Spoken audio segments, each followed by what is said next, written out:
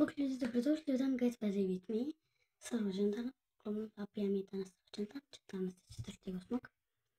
I tek smo se sad vratili u 11. I ide jedan skincare. Prvo ću se umiti. Ali ovo je sve što sam dobila. Prostavljeno u Aqua spray. To sam dobila od Petra i Maris. Sad ću vam pokazati što su oni meni sve kupili. Znači, evo, Petra potrošila je 12 € Pokazat ću vam sve. I Maris koja je potrošila 18 €. I to smo uglavnom najbolji pokloni i od ovih to susjeda. Tesla i patika.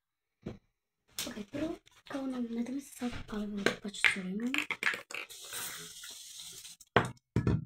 Ok, nisam bijela. Valjda, a nisam.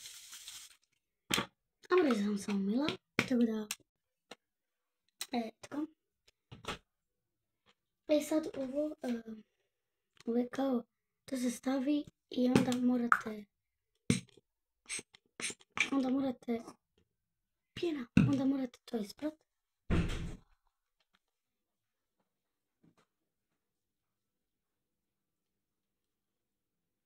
Bijela sam. Ne, kosa.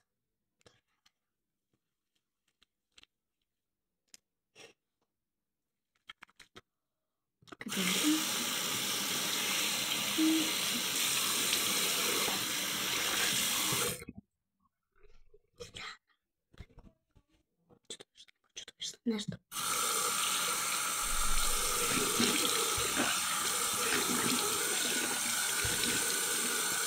Ok, ja ću ovo samo stručnjako.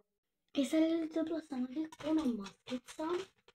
Tako da ne znam sad koju da stavim. Ok, ovo je od Maris. Preslatka je. Pa imamo ove od Maris površnjake. I ovo predobro, znači ovo mi je bila je predobra. Pa imamo ove od dvi Baleja, predobre. I sad ću se mislila sam sve dobro. Petra, znači ima tu ispred još sve i svašta, vidite. Ja sam mislila u jednom drugom vlogu, evo sve od Maris. Ljudi, ako ste čuli nešto, to mi je bilo zbog baterije, malo je prazna, da postoje tako da. Sad ću vam pogledati šta je još stavila. Ljudi, stavila sam još nešto. Ovo. Tako da. I sad ću staviti jednu masku od Maris i ovo je za podnećaka od Petra. Ovo nekad nisam koristila pa ćemo je danas probati. To tako dobro miriše. Kako je lika. Nećem sve ovdje tako da ide par 2.